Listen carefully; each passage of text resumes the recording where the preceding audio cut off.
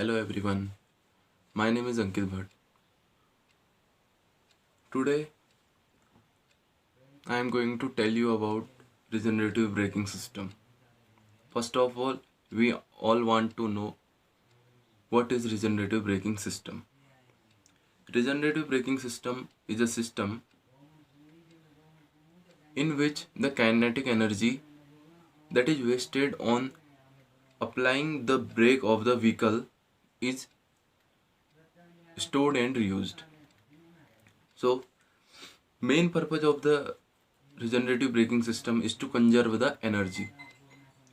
We know that the law of the conservation of the energy, that energy can neither be created or destroyed, but can only be transformed from one form to another form.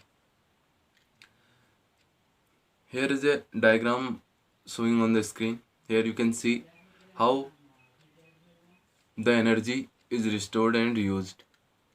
When the driver presses the brake pedal, the wheels stops due to friction, and the kinetic energy is generated by the generator. This kinetic energy is converted into electrical energy by the power converter. This electrical energy is stored into a battery. After this electrical energy is used to drive a electrical vehicle or to on the headlights of a vehicle, operate the horn of the vehicle, etc. Here is another model showing on the screen, in which you can see a primary motor is connected to a battery and the wheel is connected to the primary motor with the help of the shaft.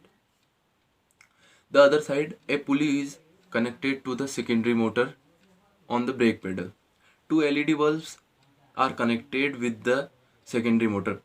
When the battery starts, the primary motor rotates, the wheel rotates, and the driver presses the brake pedal, then the bulbs start flashing. Now we see advantages and disadvantages of regenerative braking system. Advantages: reduces fuel consumption, increase of overall efficiency of a vehicle, improved performance. Disadvantages: added weight, extra component can increase weight, costly because cost of components, engineering, manufacturing, installation and maintenance is high.